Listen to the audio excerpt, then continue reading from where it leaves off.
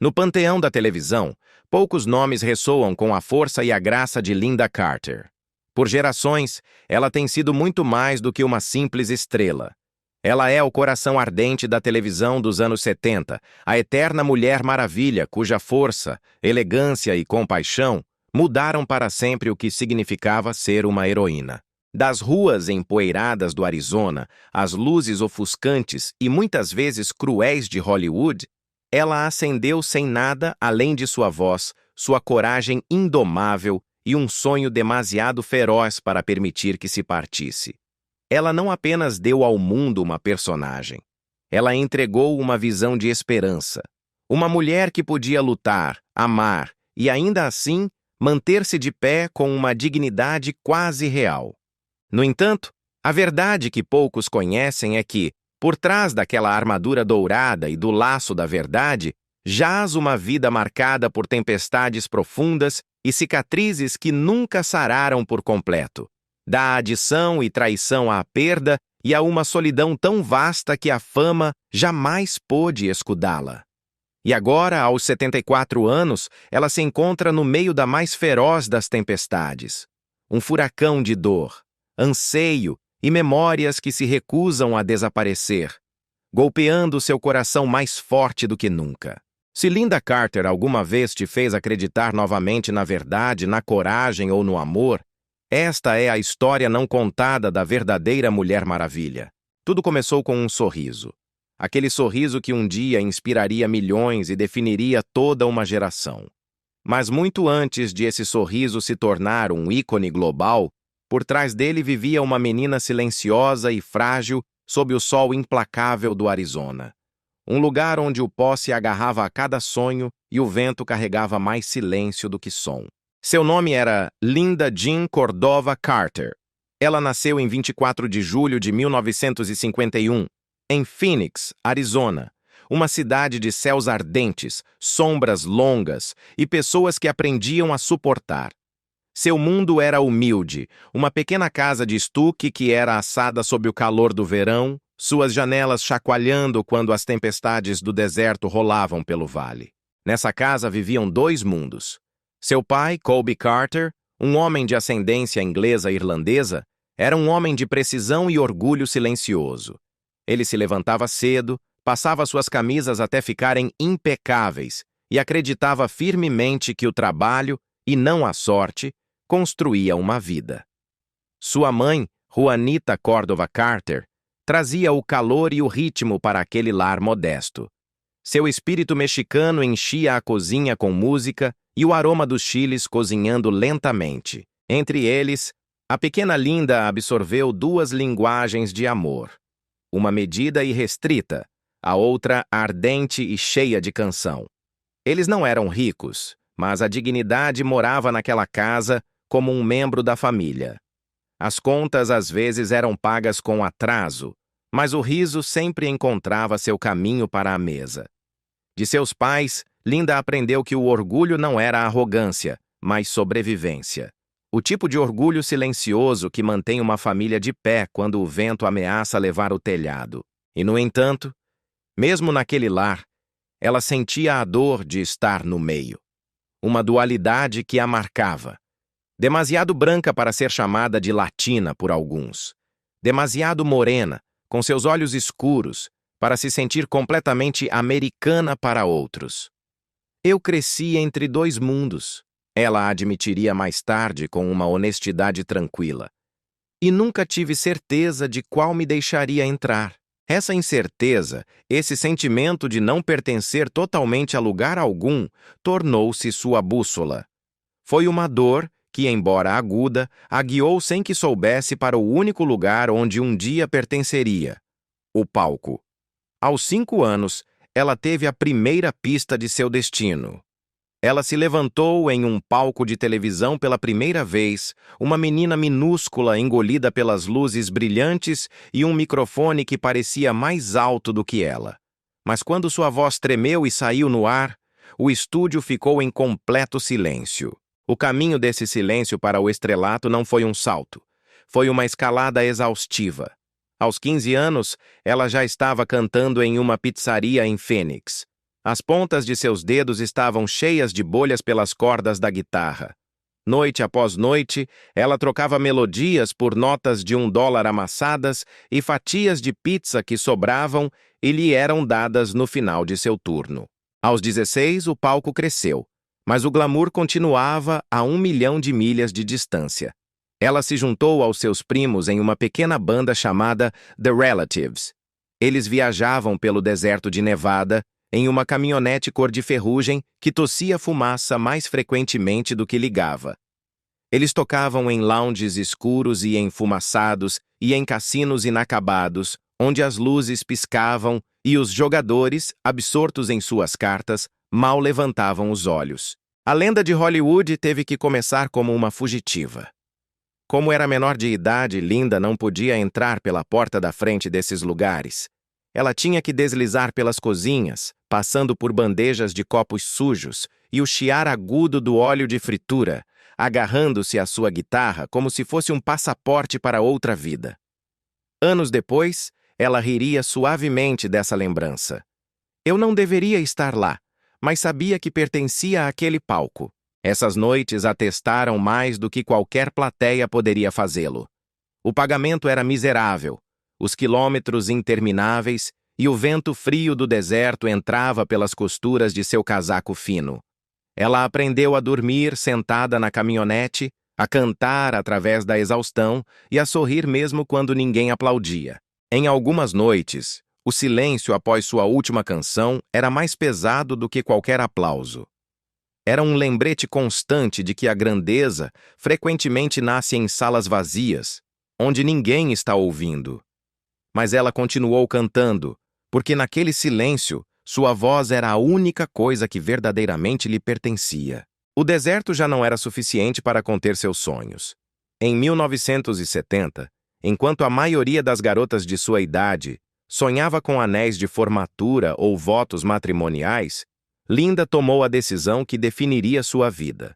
Ela empacotou sua coragem e deixou para trás a Universidade Estadual do Arizona. Não foi um ato de rebeldia, mas de fé inabalável. Ela tinha visto o que a segurança e o caminho fácil ofereciam, e simplesmente não era suficiente para o fogo que ardia nela. O destino, ela decidiu, começa onde o conforto termina. Sua lenda não começou com a fama, começou no fogo da necessidade. A menina do deserto, com as mangas puídas, os bolsos leves, mas o coração inflexível, estava pronta. A garota que uma vez cantou para o deserto sob um céu cheio de promessas, agora se encontrava cantando para sobreviver sob o brilho frio e implacável das luzes da cidade, desafiando o mundo a finalmente ouvi-la. Aquela garota que uma vez cantou para o deserto sob um céu cheio de promessas, agora se encontrava cantando para sobreviver sob o brilho frio e implacável das luzes da cidade. Ela deixou para trás o calor do Arizona, a segurança do conhecido, e entrou em uma metrópole que não sabia seu nome nem se importava com sua presença.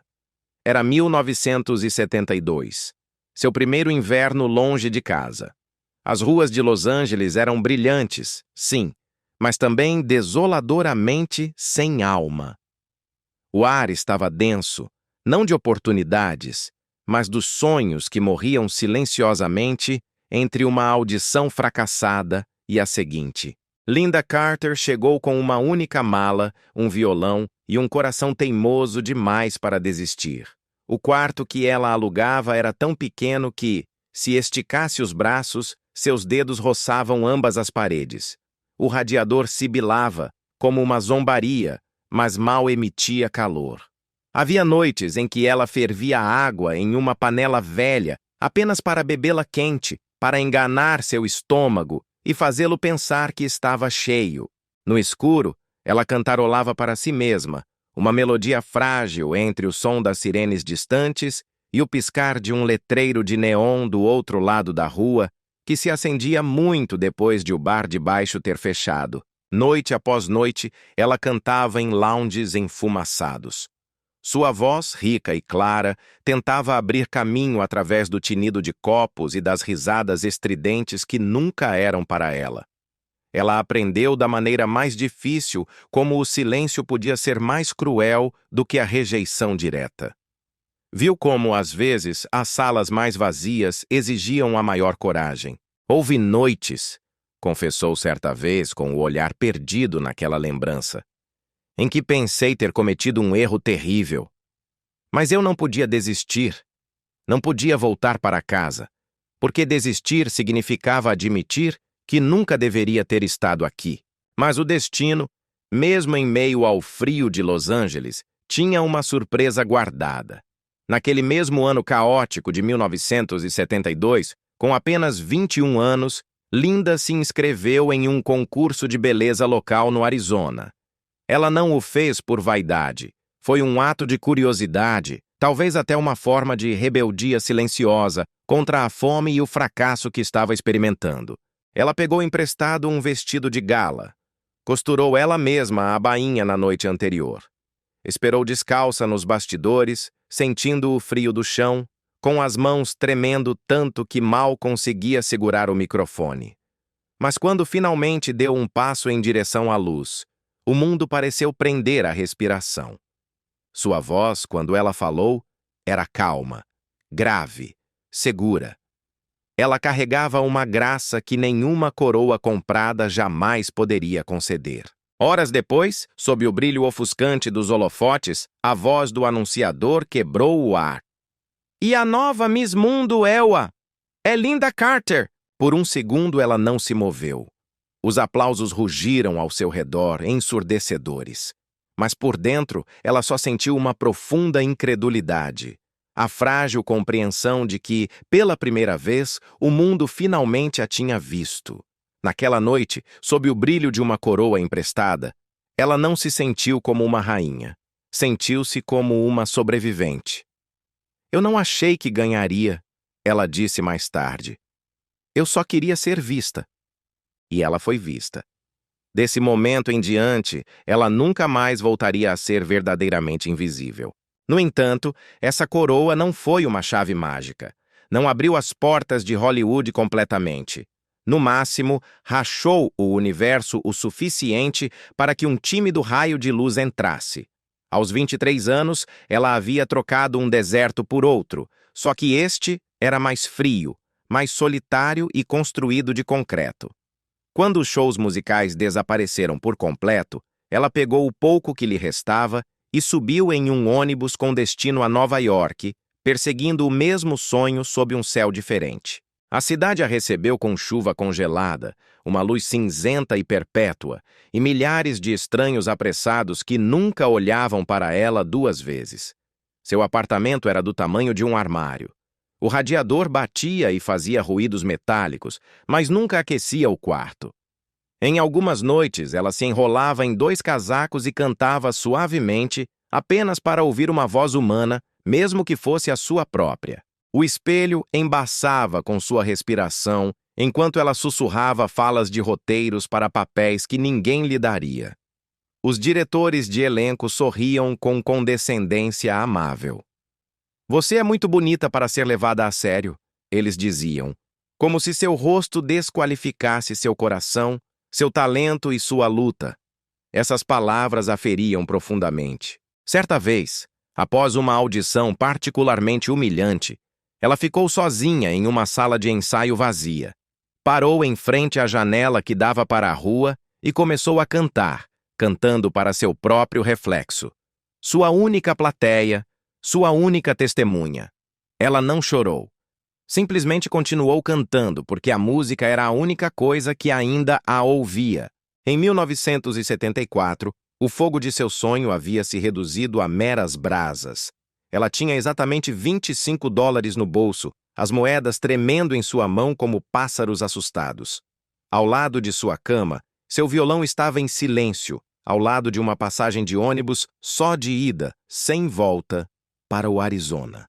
Lá fora, a neve caía sem parar, suave e impiedosa, cobrindo a cidade em um silêncio branco. Ela tinha 23 anos e estava à beira da rendição. Suas mãos tremiam enquanto ela dobrava um velho pôster gasto que uma vez havia colado na parede e que dizia: "Sonhe grande".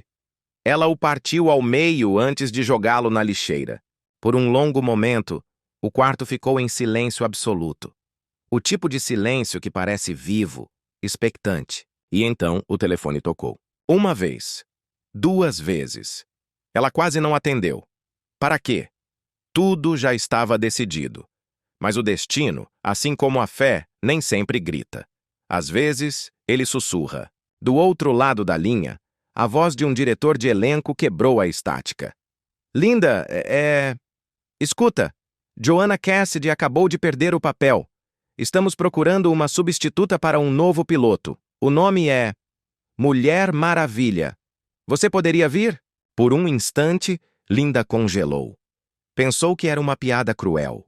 Sua respiração falhou, seus dedos apertando o receptor do telefone. Mulher Maravilha. 2 palavras que mudariam tudo. Ela estava há dias, talvez há horas, de desistir, de voltar para casa como a garota que fracassou. E agora, o universo estava lhe entregando o papel de sua vida. Eu tinha $25 sobrando. Ela se lembraria anos depois com a voz ainda embargada pela emoção. E então o telefone tocou. É assim que a vida pode mudar rápido. Não foi apenas uma ligação. Foi uma libertação. Toda a fome, os quartos frios, os bares vazios, as noites sem dormir, não a tinham quebrado. Eles a tinham preparado. Quando ela finalmente desligou, ficou parada no centro daquela minúscula sala. Lágrimas e risos se misturavam em seu rosto. Lá fora, a neve, que momentos antes parecia tão cruel, agora brilhava dourada sob a luz do poste, como se o próprio mundo estivesse aplaudindo em silêncio. Naquela noite ela não comemorou. Não ligou para ninguém. Simplesmente se sentou junto à janela, com seu reflexo desenhado contra o vidro gelado, e sussurrou um "obrigada" para a garota que nunca, jamais, parou de cantar. A verdadeira força, Linda Carter aprenderia da maneira mais difícil, não nasce no aplauso. Ela é forjada na fome, no silêncio e em uma fé quase irracional. Porque às vezes a graça não chega com trovões ou fanfarras. Às vezes chega suavemente, como um telefone tocando em um quarto escuro e gelado. O mundo não apenas encontrou uma heroína, encontrou uma batida de coração. Quando a Mulher Maravilha irrompeu nas telas americanas em 1975, a televisão não estava preparada para o que Linda Carter estava prestes a se tornar. Sob o brilho ofuscante das luzes do estúdio, aquela jovem de Phoenix, Arizona, deu um giro que a lançou diretamente para a história. Seus braceletes dourados brilhavam, não apenas desviando balas, mas refletindo a própria esperança. Crianças nos pátios das escolas imitavam seu giro icônico. Mães viam sua própria força, muitas vezes silenciada, refletida na tela. E pais, que esperavam um simples entretenimento, ficavam em silêncio, admirados. Ela era mais do que uma atriz interpretando um papel. Ela se tornou um símbolo instantâneo de possibilidade, poder e uma graça que o mundo não sabia que precisava. Eu queria que as mulheres quisessem ser eu ou ser minha amiga, ela disse mais tarde. E essa foi a chave de sua revolução. Ela não pedia para ser adorada como um objeto distante, mas para ser aceita como uma aliada. Durante 4 anos inesquecíveis, de 1975 a 1979, primeiro na ABC e depois na CBS, ela carregou uma geração inteira em seus ombros.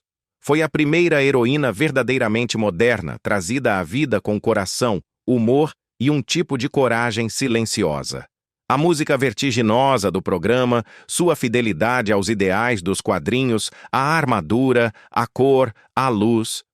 Mulher Maravilha não era apenas uma série. Era um movimento envolto em vermelho, azul e dourado. Mas a física da fama é cruel. Por trás de cada luz brilhante, projeta-se uma sombra igualmente grande. Em 1977, seu rosto havia se tornado seu próprio império. Ela era a musa radiante da Maybelline. Foi coroada pela imprensa internacional como a mulher mais bonita do mundo. Mais de 1 milhão de pôsteres de seu sorriso foram vendidos em todo o mundo. E aquele sorriso, que antes era um presente que ela compartilhava livremente nos bares do Arizona, começou a parecer uma máscara de gesso. Eu nunca quis ser um símbolo sexual, ela disse suavemente anos depois, sua voz ainda carregada com o peso desse rótulo. Esse nunca foi o objetivo. Um dia, a realidade de sua imagem a atingiu com a força de um trem. Ela caminhava por uma rua de Los Angeles quando passou por um posto de gasolina e ficou paralisada. Seu rosto, inflado a quase 5 metros de altura, a encarava de um pôster promocional. 2 adolescentes riram por perto apontando para mim. Ela lembrou. Ela se virou, sentindo-se pequena e exposta. Eles estão comprando uma versão de mim que não existe. Ela sussurrou mais tarde para um amigo.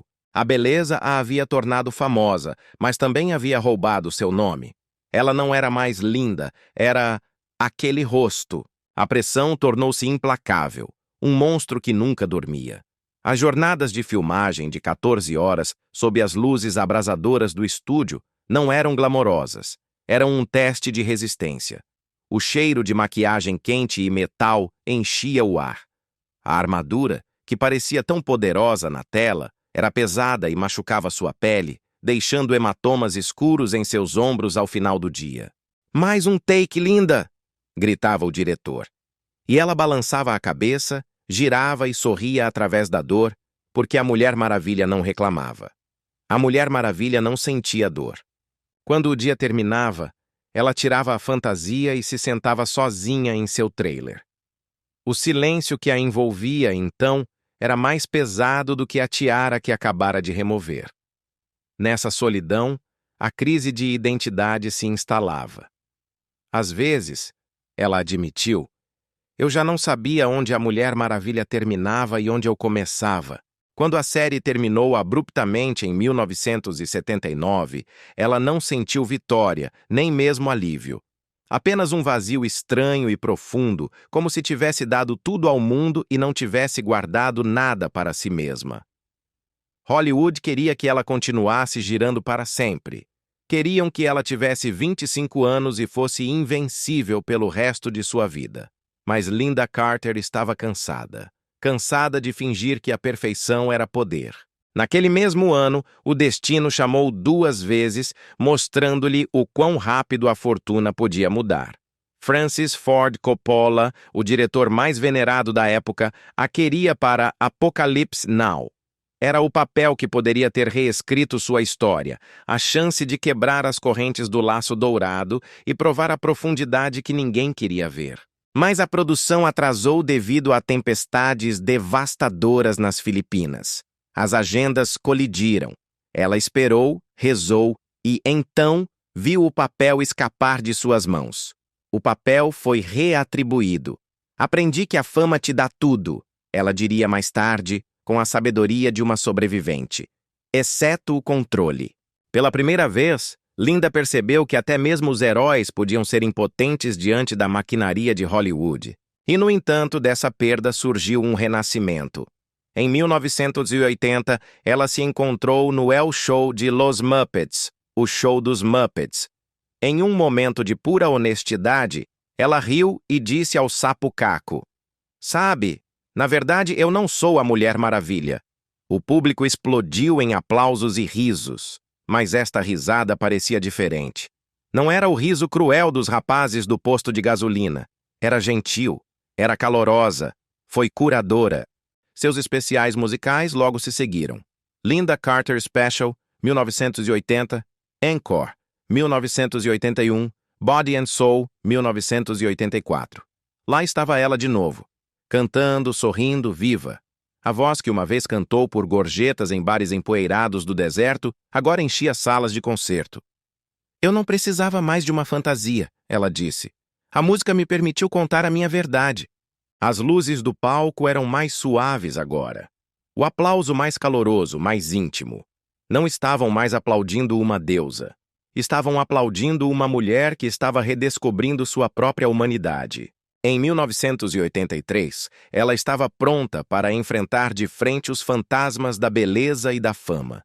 interpretou Rita Hayworth, a deusa do amor, um papel que pareceu menos atuação e mais uma confissão. Interpretar Rita foi como olhar para mim mesma em um espelho, disse ela. Você dá glamour ao mundo e ele tira sua alma em troca. Um ano depois veio Partners in Crime, 1984, com Lonnie Anderson, seguido por Mike Hammer. Murder Takes All, 1989, onde ela dividiu a tela com um jovem Jim Carrey. Cada papel era uma rebelião, uma forma de gritar silenciosamente. Eu sou mais do que uma lembrança em uma fantasia. As pessoas pensam que a fama te torna intocável, refletiu. Mas ela não te protege da dor. Ela simplesmente coloca um holofote sobre ela. E esse holofote podia ser cruel.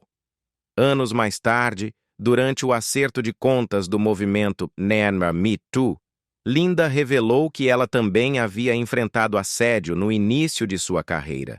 Fiel ao seu estilo, ela nunca nomeou o homem.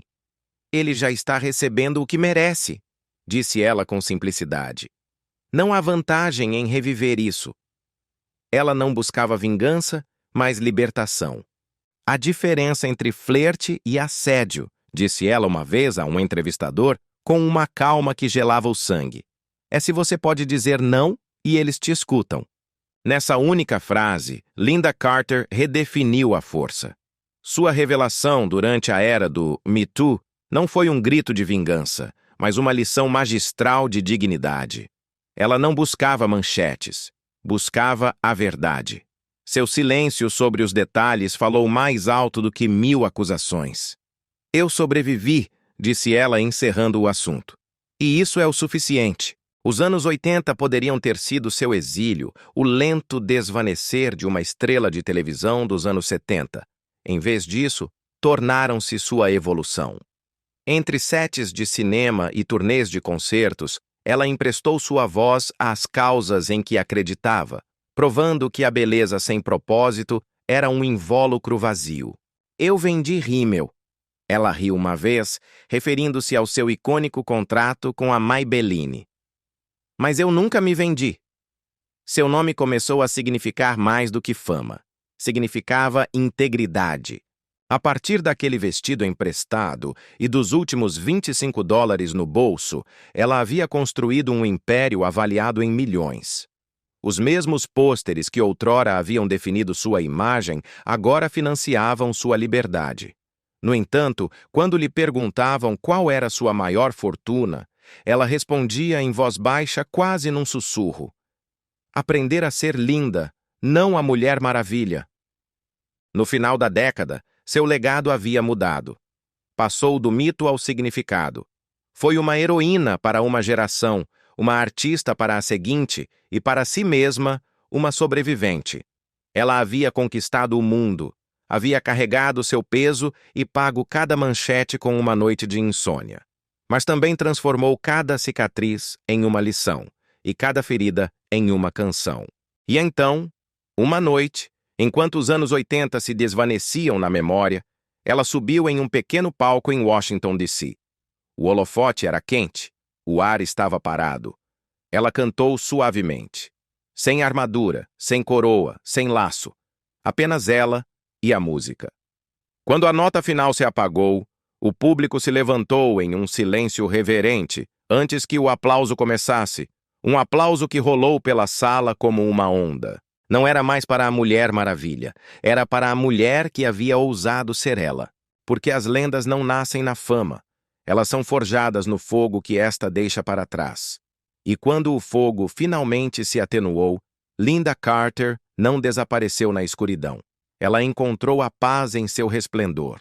O mundo a via como invencível, um mito vivo envolto em ouro e glória. Mas até mesmo a Mulher Maravilha tinha um coração. E Lynda Carter não era feita de aço. Sob o holofote que a transformou em um símbolo, ela enfrentou a única batalha que nunca poderia vencer apenas com força. O amor. Era 1973. A calma frágil antes que a fama a consumisse. E nessa calma, ela conheceu Michel Pinerf, o poeta selvagem e ferido da França. Seus mundos colidiram como duas canções escritas em idiomas diferentes, mas que ansiavam pela mesma melodia. Ele já era uma lenda na Europa, um gênio musical com uma cabeleira de cachos loiros, óculos escuros que escondiam 1000 noites de insônia e uma voz que soava tanto a desamor quanto ao céu. Ela era uma estrela em ascensão nos Estados Unidos. Uma rainha da beleza que ainda aprendia a respirar no ar rarefeito das expectativas. Eles se conheceram através de amigos em comum, enquanto Michelle trabalhava em Los Angeles, exilado da França depois que a fama e o escândalo o haviam queimado demais.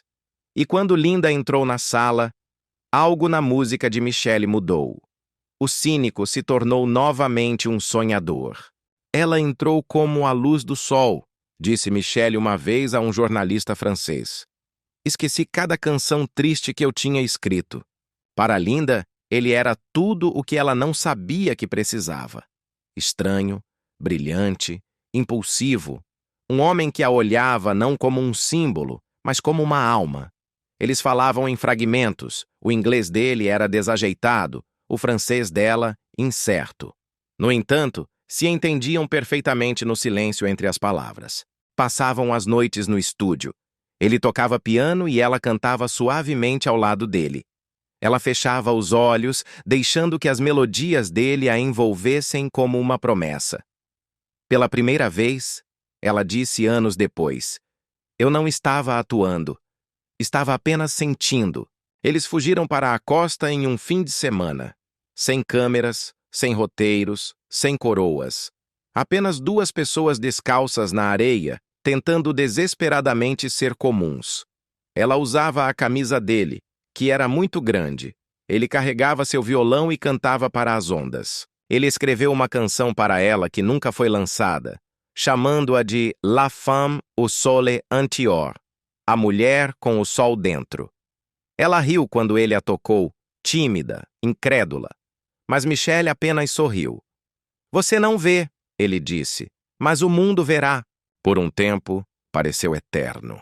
Aquele pequeno momento dourado onde a fama parou e o mundo pareceu possível novamente. Mas a fama nunca para de verdade. O mundo começou a chamá-la de volta. Primeiro foram as sessões de fotos, depois as aulas de atuação e, finalmente, seu primeiro teste de câmera. A distância entre eles se esticou como um oceano que nenhum dos dois conseguia cruzar. Michelle teve que retornar à Europa. Sua carreira exigia. Linda permaneceu nos Estados Unidos, com seu sonho esperando para nascer. O que começou como harmonia, lentamente se desfez em silêncio. As ligações deles se tornaram menos frequentes. As cartas chegavam cada vez mais tarde. Ele escrevia com uma tinta que parecia desvanecer. Ela escrevia a lápis, com medo da permanência. Uma noite, ela esperou ao lado do telefone que nunca tocou, traçando as linhas da caligrafia dele em um envelope velho. Soube então o que todo artista aprende, que o amor, assim como a fama, é um fogo que queima mesmo quando desaparece. Nós nos amamos profundamente, ela admitiu uma vez com uma honestidade dolorosa. Mas o amor nem sempre é suficiente para manter duas almas no mesmo lugar. Michelle também falaria dela mais tarde, com uma espécie de ternura nostálgica. Ela era muito brilhante para mim, disse ele. Ela pertencia à luz, e talvez ele estivesse certo. Ela estava à beira de se tornar algo maior do que a vida. E ele já estava atormentado pelo custo de viver dessa maneira. O amor deles não foi destruído pela raiva, apenas pela distância, apenas pelo tempo. Não houve brigas, nem palavras cruéis. Apenas a dor silenciosa de dois sonhadores que se encontraram no momento errado. Anos mais tarde, quando falava daquela época, sua voz se suavizava, perdendo o brilho da estrela para encontrar o tom da mulher. Ele me ensinou que o amor pode ser bonito mesmo quando não dura, disse ela. Algumas pessoas passam pela sua vida como a música. Elas não ficam, mas você continua a ouvi-las. Às vezes, décadas depois, quando estava em turnê com sua banda, na intimidade de um pequeno palco, ela cantava uma balada francesa que ninguém na plateia reconhecia. Era dele. Ela nunca dizia o nome dele, mas seus olhos, fechados por um momento, a denunciavam. Toda mulher tem um amor que lhe ensina de que é feito seu coração. Para Lynda Carter, foi Michel Pnerf, o homem que a fez acreditar que até mesmo as lendas têm permissão para serem frágeis. Sua história não terminou em traição, mas em uma graça agridoce. Duas estrelas que se cruzaram apenas uma vez, iluminando o céu por um momento antes de voltarem a vaguear para seus destinos separados. E embora o mundo a recorde como uma deusa da força, em algum lugar, nos cantos silenciosos de sua memória, ela ainda se lembra da canção que ele escreveu para ela. A Mulher com o Sol Dentro. Haviam-se passado 3 anos de um silêncio denso desde que a música de seu primeiro amor verdadeiro desapareceu. Até então, o mundo via Lynda Carter como imparável. Ela era a deusa de ouro, a encarnação viva da Mulher Maravilha. Seu rosto vendia milhões de produtos, seu sorriso era um ícone global. No entanto, quando as câmeras se apagavam, o silêncio em sua vida era ensurdecedor. A fama havia preenchido seu mundo, mas também havia esvaziado seu coração. Em 1977, quando conheceu Ron Samuels, um poderoso agente de talentos de Hollywood com um charme tão polido quanto suas abotoaduras, ela pensou que finalmente havia encontrado a paz que vinha perseguindo desde os dias do deserto no Arizona. Ele me fez sentir segura, ela diria mais tarde em voz baixa. Afinal, eu só queria que alguém cuidasse de mim. Eles se conheceram em uma festa em Los Angeles. O tipo de festa onde o champanhe corria como a luz das estrelas e todos sorriam um pouco mais brilhantemente do que o normal. Ela estava luminosa, recém-saída de sua última temporada como a Mulher Maravilha. Ele era confiante, magnético, já conhecido por guiar estrelas em ascensão para a fama. A conexão deles foi instantânea, quase cinematográfica. O homem poderoso e a mulher que o mundo adorava. Em questão de meses, ele se tornou não apenas seu agente, mas sua âncora. Ele falava a linguagem do sucesso. Ela ainda acreditava no amor. E em 1977, sob um céu da Califórnia tão azul quanto seu traje já foi, Lynda Carter se casou com Ron Samuels. Os flashes explodiram. As manchetes os chamaram de o casal dourado de Hollywood. Ela sorriu para as fotos, aquele sorriso radiante e intocável, e sussurrou para si mesma que talvez, finalmente, a vida fosse desacelerar, o suficiente para que o amor a alcançasse. No início parecia estabilidade. Ele organizava seus contratos, gerenciava sua imprensa, planejava seu futuro. Ela voltou a cantar, filmou comerciais, emprestou sua imagem a Maybelline. Era um rosto global com um coração que só buscava um lar. Eles moravam em uma mansão cheia de rosas brancas e capas de revistas emolduradas, um lugar onde o sucesso ressoava mais alto do que o riso. Por um tempo, ela acreditou que aquilo era felicidade, previsibilidade, proteção, o conforto de alguém que sempre lhe dizia o que fazer. Mas a cada ano que passava, essa proteção começou a parecer uma gaiola. Na verdade, não era um casamento. Ela admitiu anos depois com uma honestidade brutal. Era mais como uma gerência. À medida que a fama dela, gerenciada por ele, crescia, o calor entre eles esfriava. Ron, sempre o homem de negócios, via oportunidades em tudo, inclusive nela. Ele agendava aparições, fechava acordos, polia sua imagem pública, enquanto ela começava a sentir que estava se desvanecendo por trás dessa mesma imagem. A mulher que uma vez havia girado para obter poder, agora girava em círculos que não escolhia. As noites em casa ficaram silenciosas e depois frias. Ela lia roteiros perto da janela enquanto ele atendia a telefonemas no quarto ao lado. A luz do escritório dele se derramava pelo corredor como uma fronteira que ela não podia cruzar.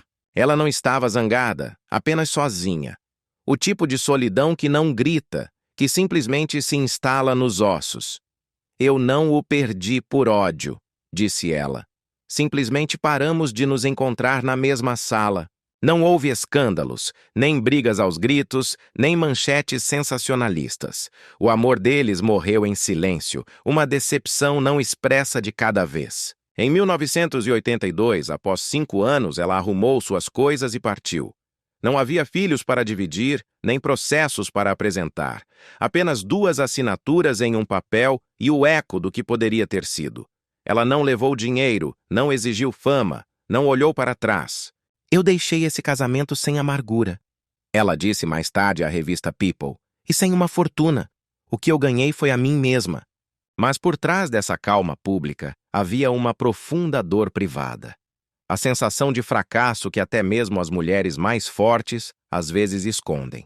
Ela havia querido construir uma vida e, em vez disso, encontrava-se começando de novo aos 31 anos. A imprensa mal notou o divórcio. O mundo simplesmente seguiu em frente. No entanto, para Linda, foi o final mais importante de sua vida, porque a obrigou a fazer a pergunta que ela sempre havia evitado, a pergunta escondida por trás da armadura e dos sorrisos. Quem sou eu quando ninguém está me dirigindo? Na quietude que se seguiu, ela retornou ao que sempre a havia salvado: a música, a solidão e a fé. Ela se mudou para o leste, longe de Hollywood, e começou a reconstruir seu senso de identidade. Ficar sozinha não é o mesmo que se sentir sozinha, disse ela mais tarde. Às vezes é assim que você cura. Anos depois, quando lhe perguntaram o que havia aprendido daquele casamento que parecia um contrato, Linda não hesitou. Ele me ensinou como a proteção se sente, diria ela, e também me ensinou o preço da liberdade. Não havia amargura em seu tom, apenas a verdade nua, porque até mesmo a Mulher Maravilha teve que cair uma vez para se lembrar de como se levantar novamente. Mas desta vez, ela não o faria como um símbolo. Ela se levantaria como ela mesma. E quando finalmente o fez, não foi com raiva nem arrependimento, mas com graça. Linda Carter se afastou desse primeiro casamento, não quebrada, mas renascida. Uma mulher pronta para viver sua própria história, sem estar mais à sombra de ninguém. Como ela disse uma vez com um leve sorriso: você pode perder tudo e ainda ganhar sua alma. Às vezes, o ato mais corajoso que um herói pode fazer não é lutar, mas ir embora. E ela foi. Ela não estava mais procurando por amor. Não de verdade. Após o silêncio ensurdecedor de seu primeiro casamento, ela havia aprendido a viver em quartos tranquilos. Ela havia aprendido a respirar sem a necessidade de esperança. Hollywood já havia lhe mostrado da maneira mais difícil que a fama podia deslumbrar o mundo e, ainda assim, deixar a alma em ruínas. Mas o destino, cruel e misericordioso no mesmo fôlego, estava prestes a entregar-lhe o amor que curaria seu coração, e que, com o tempo, o quebraria de uma maneira que nem ela mesma poderia consertar. Foi em 1982. Sob a bruma dourada de um jantar em Washington, D.C., longe do plástico de Los Angeles, ela conheceu um homem que olhou em seus olhos e não viu um ícone. Viu Linda. Ele se chamava Robert A. Altman. Elegante, tranquilo, um advogado cuja voz transmitia tanta força quanto gentileza. Ele não falou com ela sobre filmes, nem sobre contratos, nem sobre sua beleza. Ele falou sobre música, arte e lugares tranquilos, onde a vida ainda parecia real. Ele viu através de todo o barulho. Ela recordaria mais tarde com a voz ainda cheia de espanto. E pela primeira vez em anos, senti-me vista por quem eu realmente era. 2 anos depois, em 1984, eles se casaram. O casamento foi longe das câmeras, sob um céu que, para ela, parecia firme novamente. Ela deixou Los Angeles sem hesitar, trocando voluntariamente os holofotes pelo amor, trocando os aplausos estrondosos pelo silêncio de uma vida compartilhada. Sua casa em Potomac, Maryland, se tornou seu mundo, um santuário onde o riso substituiu o eco das luzes do estúdio. Em 1988, ela embalou seu primeiro filho, James, sussurrando canções de ninar em vez de ensaiar falas. Em 1990, chegou sua filha Jessica, e o riso de ambos preencheu cada canto da casa. Nos fins de semana, Linda cantava na cozinha enquanto Robert preparava panquecas e as crianças riam sobre o xarope derramado. Era uma vida simples, dolorosamente normal, e para ela era tudo. Finalmente eu tinha uma família, disse ela. Não um sonho nem uma imagem. Uma família real. Mas mesmo as manhãs perfeitas têm suas sombras. O trabalho de Robert o consumia. A carreira dela, a música, puxava seu coração. Havia noites em que 2 xícaras de café permaneciam intactas em extremidades opostas da mesa. Mesmo assim, quando seus filhos riam, eles sempre encontravam o caminho de volta. Não éramos perfeitos, ela admitiu, mas éramos reais, e foi isso que nos tornou fortes. Então, em 1993, veio a tempestade. As manchetes gritavam. O escândalo do BCCI, uma avalanche de acusações financeiras que pintavam Robert como um criminoso perante o tribunal da opinião pública. As mesmas câmeras que uma vez a haviam adorado, agora os caçavam. Cada passo para fora de sua porta era recebido com o estouro dos flashes. Cada silêncio do casal era deturpado como culpa. Mas Linda nunca hesitou, nem por um segundo. Ela compareceu a todas e cada uma das audiências, com sua mão sempre agarrada à dele. Eu sabia a verdade, disse ela com uma ferocidade que o mundo não via desde seus dias de heroína. Eu sabia quem meu marido era. Sob a fria luz fluorescente da sala do tribunal, ela se sentava imóvel enquanto os depoimentos se sucediam. Seu rosto pálido, mas absolutamente inabalável. Quando o veredito finalmente chegou, não culpado de todas as acusações. Linda se levantou num salto e gritou através de um mar de lágrimas uma palavra que ecoou por todo o país. Inocente! Inocente! O momento ficou congelado no tempo. A mulher que uma vez vestiu a armadura da Mulher Maravilha, agora segurava seu marido na vitória, ambos chorando sob o ataque estroboscópico dos flashes das câmeras. Aquele dia, ela disse mais tarde, não era sobre ganhar um caso, era sobre sobreviver a ele, juntos. A imagem dela gritando aquela única palavra se tornou imortal. Não era a pose de uma heroína, era a verdade crua de uma esposa que havia transformado sua fé em uma armadura. Os anos que se seguiram foram tranquilos, mas nunca tediosos. Robert construiu a ZeniMax Media, seu império de criatividade e ambição, enquanto Linda retornava à sua música, atuando não pela fama, mas por pura alegria. Eles organizavam jantares cheios de risadas, jazz e longas conversas sobre a vida após as tempestades. Quando perguntada sobre o segredo de seus 35 anos de casamento, ela sorriu e disse: "Nós ainda fazemos um ao outro rir." No entanto, mesmo em sua paz, o tempo cavou sua tranquila distância. As longas horas de trabalho dele, a incansável inquietação artística dela. Eram 2 mundos que orbitavam constantemente um ao outro.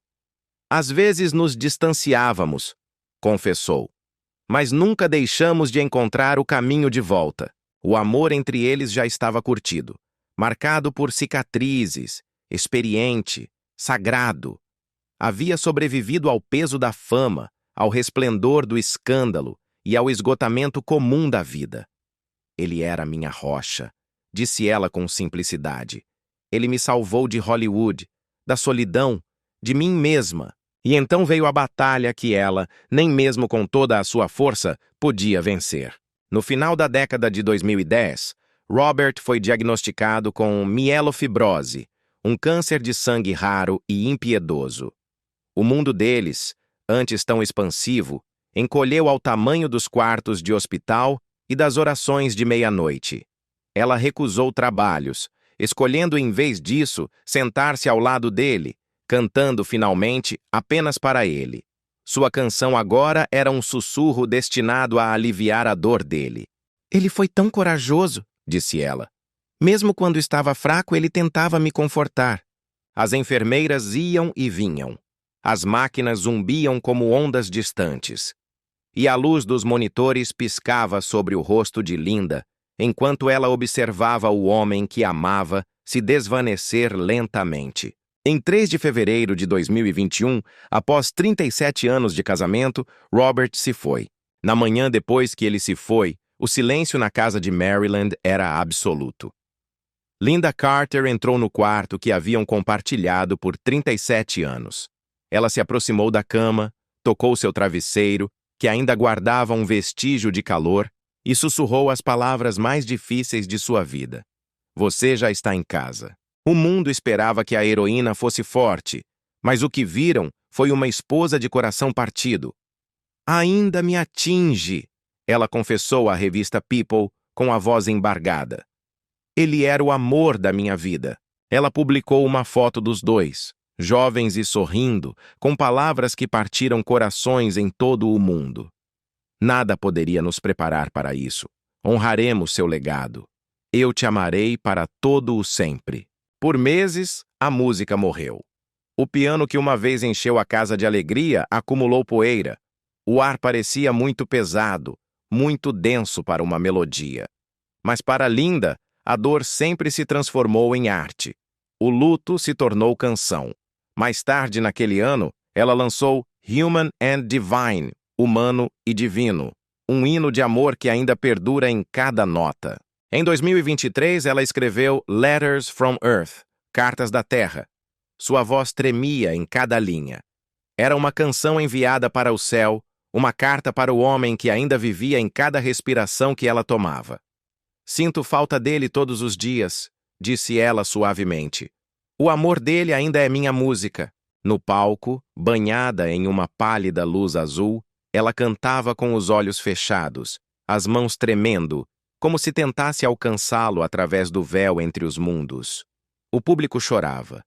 Desta vez, eles não choravam pela Mulher Maravilha. Choravam pela mulher que lhes mostrava o que significava amar para além da morte. É para qualquer um que amou e perdeu, disse ela, porque o amor não acaba, apenas muda de forma. Agora, em seus anos de maturidade, ela vive tranquilamente entre as lembranças que construíram em Maryland, Arizona e Flórida. A casa ainda está cheia de fotos deles. Ela ainda usa a aliança de casamento. Seus filhos, Jessica e James, a visitam frequentemente e o riso deles é agora o eco da voz dele. Ela apoia ativamente a pesquisa contra o câncer, senta-se ao lado dos que estão de luto e canta, não para ser ouvida, mas para lembrar. A dor nunca vai embora, ela diz, com a sabedoria de uma sobrevivente, mas o amor permanece mais forte. Para Lynda Carter, este casamento não foi apenas o centro de sua vida. Foi a alma de sua vida. Ele a ensinou que o amor não é a ausência de dificuldades, mas a capacidade de resistir através delas. Que a verdadeira devoção não é medida em anos, mas nos momentos silenciosos em que duas pessoas se agarram enquanto a vida tenta separá-las. E embora ela tenha interpretado uma heroína na tela, foi neste amor que ela se tornou uma na vida real. Porque alguns amores não se desvanecem quando a luz se apaga. Eles vivem na canção, na memória e nos corações que continuam a bater por dois. Mas o que poucas pessoas sabem é que para Lynda Carter, a dor não terminou aí. Sua batalha pela saúde se tornou um dos capítulos mais perturbadores e secretos de sua vida. Uma luta que exigiu disciplina, coragem e uma fé inabalável para se levantar novamente. As câmeras haviam se apagado. Os aplausos haviam se desvanecido há muito tempo. Mas a batalha mais dura de Lynda Carter havia começado muito antes de o mundo saber. Não foi travada na frente de milhões, mas a portas fechadas, nos espaços silenciosos entre a fama e a solidão. O mundo via uma estrela, um símbolo de força impecável, mas fora do palco havia noites em que essa força parecia tão fina quanto papel. Você pode interpretar um herói, ela disse uma vez, mas isso não significa que você sempre se sinta como um. No final da década de 1970, no auge de sua fama, a pressão era implacável. Longos dias no set, o escrutínio constante da imprensa, a exigência de ser perfeita. Tudo isso cobrou seu preço. No início, uma taça de vinho no final de um longo dia parecia um alívio.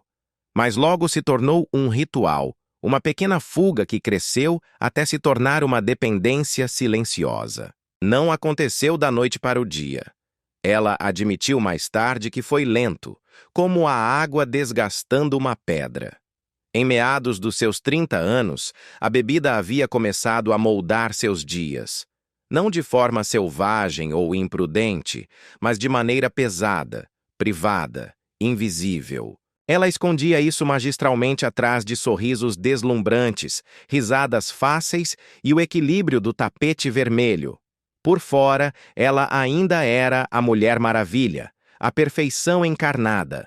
Por dentro, estava desmoronando. Em 1997, após anos de uma luta que ninguém viu, ela finalmente quebrou o ciclo. Não foi um escândalo público que a pôs de joelhos. Foi a exaustão. Eu estava tão cansada de fingir, disse ela com uma honestidade dolorosa. Eu queria minha vida de volta. Com o apoio incondicional de seu marido, Robert A. Altman, ela entrou em um programa de reabilitação em Maryland. Ele salvou minha vida, lembrou. Ele me disse, você consegue fazer isso, e eu estarei aqui quando você sair. A recuperação foi crua e humilhante. Sem câmeras, sem maquiagem, apenas a verdade. Pela primeira vez em décadas, ela encarou a mulher real por trás da lenda. Na reabilitação, disse ela, você aprende a parar de correr. Você aprende a sentar-se em silêncio com sua dor. E é aí que a cura começa. Quando saiu da clínica, ela não estava apenas sóbria. Ela havia renascido. Eu estou sóbria há mais de 20 anos, disse ela com orgulho à revista People. É a coisa mais difícil que já fiz, mas é pela qual sou mais grata. Ela começou a falar publicamente sobre a adição, não com vergonha, mas com esperança. Ela se tornou um farol para os outros, lembrando-lhes que a recuperação não é um sinal de fraqueza, mas de imensa coragem.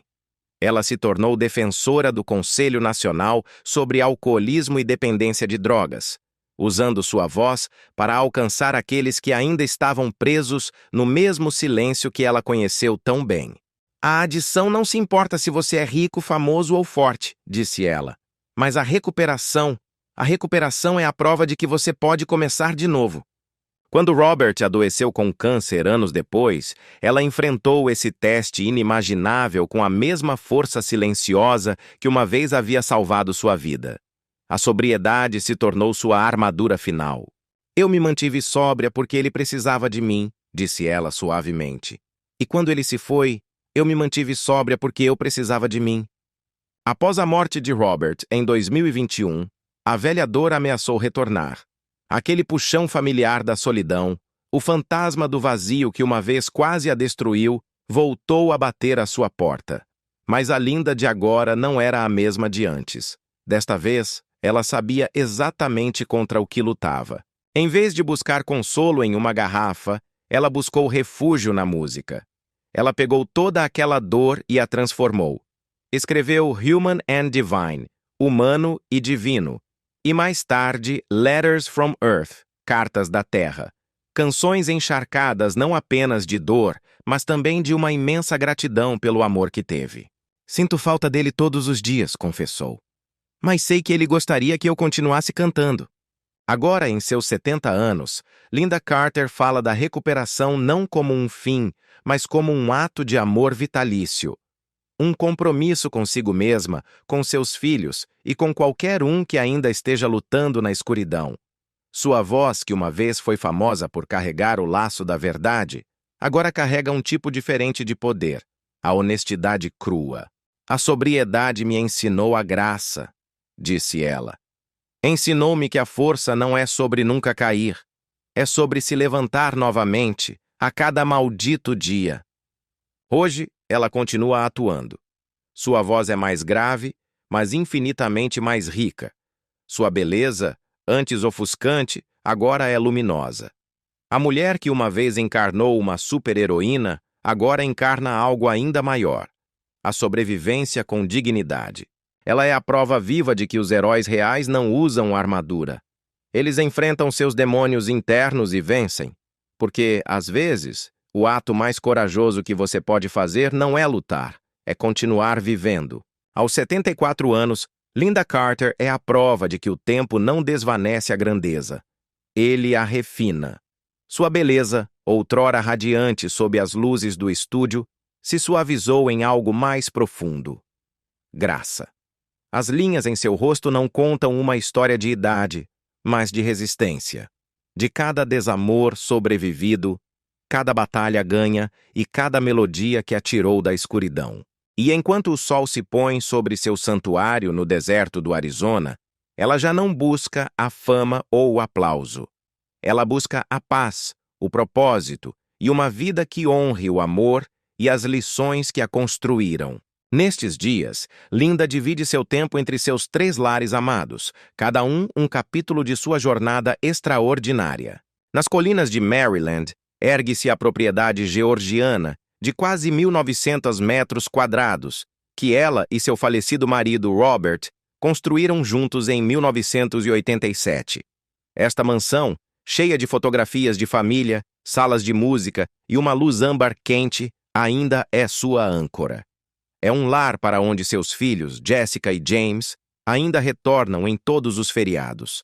A casa ostenta imponentes escadarias de mármore, paredes de mogno esculpidas à mão, um cinema privado e um salão de baile que uma vez ressoou com risadas durante galas de caridade. Não é uma casa, ela disse uma vez. É uma memória que continua respirando. Depois, ao Arizona, onde sua história começou. Lá, ela possui uma impressionante propriedade no deserto, uma obra-prima arquitetônica circular projetada pelo próprio Frank Lloyd Wright. A casa, esculpida na rocha vermelha da montanha Camelback, reflete seu espírito. Audaz, elegante, eterna. Suas paredes são revestidas de mogno dourado filipino e suas clarabóias derramam luz solar sobre uma piscina em forma de meia-lua que reflete o céu infinito. À noite, ela toca violão sob as estrelas do deserto, descalça, sua voz flutuando suavemente no silêncio. Este lugar me lembra de onde eu vim, disse ela a um entrevistador. É onde eu me reencontro. E, finalmente, há seu refúgio à beira-mar. Uma residência de $5 milhões envolta em vidro em Surfside, Flórida. O apartamento parece flutuar sobre o Atlântico. Suas janelas do chão ao teto capturam o brilho do nascer do sol e a quietude do crepúsculo. Um piano de cauda repousa perto da varanda, onde ela frequentemente canta com sua filha Jessica, suas harmonias se misturando ao som das ondas. O lar é minimalista, sereno, um reflexo dela agora, simples, comovente e livre. O patrimônio líquido de Lynda Carter hoje é estimado em mais de $40 milhões, construído não a partir da extravagância, mas de décadas de criatividade, persistência e reinvenção.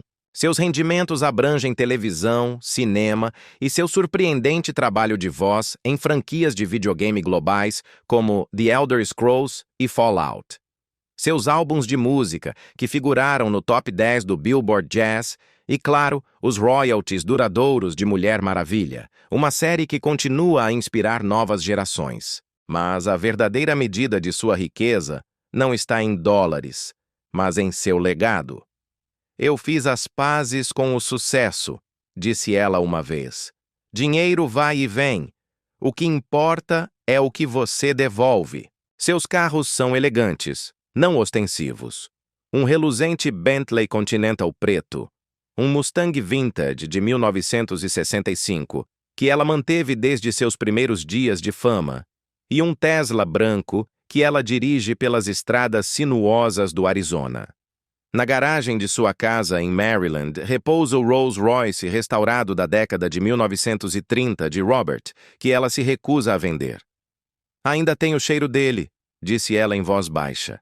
Embora pudesse ter enchido sua vida de luxos, iates, jatos privados, joias, ela escolheu, em vez disso, enchê-la de significado.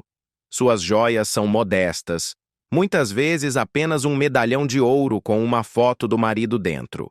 Seus relógios são dois: um Cartier presenteado por Robert e um simples Apple Watch que ela usa para rastrear suas caminhadas. No entanto, mesmo com sua fortuna, Lynda Carter continua sendo um dos corações mais generosos de Hollywood. Uma mulher que entende que o tipo de riqueza mais verdadeira é aquela que é doada. Sua filantropia não abrange apenas décadas, mas gerações de vidas silenciosamente tocadas por sua bondade. Ela defendeu a pesquisa do câncer em homenagem à sua mãe, financiou a Fundação Crohn e Colitti para aqueles que lutam contra a dor invisível e apoiou sobreviventes de câncer de mama através da Fundação Susan G. Komen. A voz de Lynda Carter ressoou em palcos onde a esperança era escassa. Ela cantou em eventos beneficentes para veteranos de guerra, em concertos para a recuperação da adição e em eventos de arrecadação de fundos destinados a cuidados médicos. Ela arrecadou milhões através de suas apresentações e galas. Mas o que o mundo lembra não é a quantia em dólares. É a maneira como ela se faz presente, é o ato de segurar a mão de alguém e simplesmente ouvir.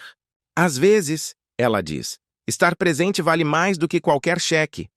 No entanto, seu legado mais vívido, a prova de que o amor e não a fama é sua maior criação, vive em seus filhos. Jessica Carter Altman, sua filha, já trilhou um caminho diferente como uma advogada de sucesso. Mas quando a música de sua mãe voltou a preencher a casa após o falecimento de Robert, como uma forma de curar o silêncio, Jessica percebeu que seu coração também falava em melodias. Hoje, ela é uma cantora e compositora em ascensão, atuando frequentemente ao lado de sua mãe. Suas vozes se misturam como o eco e a memória, como a dor e a luz. Quando cantamos juntas, disse Jessica, sinto o papai ali também. É como se levássemos o amor dele em cada nota. O vínculo delas no palco transcende a performance. É uma conversa entre gerações, um dueto de cura. Seu filho, James, seguiu os passos de seu pai no mundo da tecnologia e inovação, tornando-se uma força silenciosa na indústria digital. Ele herdou o intelecto tranquilo de Robert e a compaixão visceral de sua mãe. Embora raramente pise no palco, Lynda o chama de seu coração firme. Os três permanecem inseparáveis. Ligam um para o outro todas as noites, visitam-se nos fins de semana, cozinham jantares de família, onde o riso se derrama sobre a mesa como música. Nós não falamos sobre a fama, ela disse uma vez. Nós falamos sobre a vida, sobre as pequenas coisas boas que te mantêm com os pés no chão. Aos 74 anos, Lynda ainda sobe ao palco de vez em quando. Ela não o faz mais para buscar aplausos, mas para compartilhar sua luz. Suas apresentações de jazz no Kennedy Center e seus concertos beneficentes íntimos parecem menos shows e mais reuniões de almas. Sua voz, agora mais grave e calorosa do que antes, carrega consigo o peso de anos de verdade. Ela não canta mais para impressionar, canta para conectar. Cada canção, ela diz, é uma carta de amor à sobrevivência. No palco, ela usa apenas um toque de maquiagem, o cabelo solto, seu sorriso radiante em sua simplicidade. O aplauso que se segue não é mais para a Mulher Maravilha. É para a mulher que viveu tudo e, apesar de tudo, escolheu a ternura. Através de tudo isso, Lynda Carter se tornou algo que Hollywood raramente produz hoje. Uma mestra silenciosa da graça. Ela não prega a resiliência, ela a encarna. Sua filosofia é desarmantemente simples, nascida de décadas de triunfos e perdas. As pessoas pensam que a felicidade é um lugar onde você chega, disse ela em 2023. Mas na verdade é uma prática, uma escolha que você faz todos os dias. Suas palavras nos lembram que a alegria não é a ausência de dor, mas a coragem de continuar dançando através dela. Quando os fãs a encontram agora, eles não veem mais a jovem estrela que girava na tela. Eles veem uma mulher que viveu, que amou profundamente, perdeu enormemente e que ainda brilha com compaixão. Ela os cumprimenta com aquele mesmo sorriso famoso, aquele que uma vez iluminou as salas de estar de um país inteiro. Mas agora, esse sorriso carrega algo mais: a sabedoria de alguém que caminhou através do fogo e saiu cantando. Eu estive onde você está, parece dizer seu olhar. E você também consegue. Sua história não é mais apenas um capítulo na cultura pop. É um testamento do que significa ser humano.